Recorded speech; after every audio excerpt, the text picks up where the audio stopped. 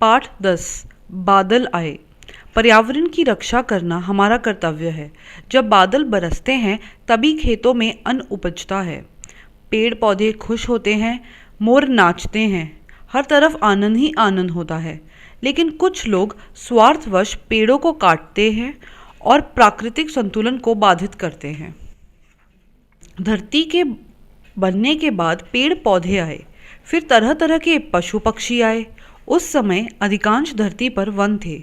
धरती के निचले भाग पर सब जगह पानी और पशु पक्षियों से भरे जंगल थे। फिर धरती पर मानव आया। उसने घर बनाना शुरू किया। इसके लिए उसने वन काटे। मनुष्य का स्वभाव हमेशा से ही अधिक पाने की इच्छा का रहा है, इसलिए जहाँ 4 पेड़ काटने से काम चलता वहाँ वह 8 पेड़ काट डालता।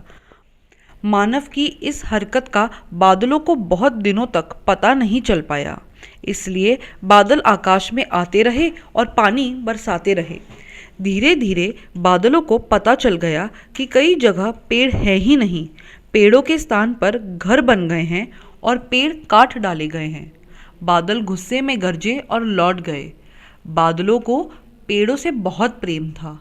बादल पेड़ों के बुलाने पर ही तो पानी लेकर आते थे। मनुष्य अब खेती करने लगा, पर बिना पानी की खेती कैसी? मनुष्य इंतजार करता कि कब बादल आए, मेघ बरसे और खेतों में अन्न उपजे, पर बादल तो मानव से नाराज हो गए थे। तब मौसम का अधिकांश समय बिन बरसे गुजर गया तो मानव समझ गया कि उसने बहुत बड़ी गलती की है। उसने घर की छत पर खड़े होकर बादलों को बहुत पुकारा, पर बादल नहीं आए। पानी न बरसने पर पशु पक्षी सबको कष्ट हो रहा था। मानव के कहने पर सबने बादलों से प्रार्थना की। कोयल ने बहुत उत्साह और मधुरता से गाना गाया। मानव ने मोरों से बादलों को प्रसन्न करने के लिए कहा। मोरों की आवाज़ भी तेज़ होती है और वे पंख फैलाकर नाच भी सकते हैं। बादल आवाज़ न सुन पाएं तो नाच देखकर तो खुश हो ही सकते हैं। मोरों ने क्याऊं क्याऊं करके गाना और पंख फैलाकर नाचना शुरू कर दिया।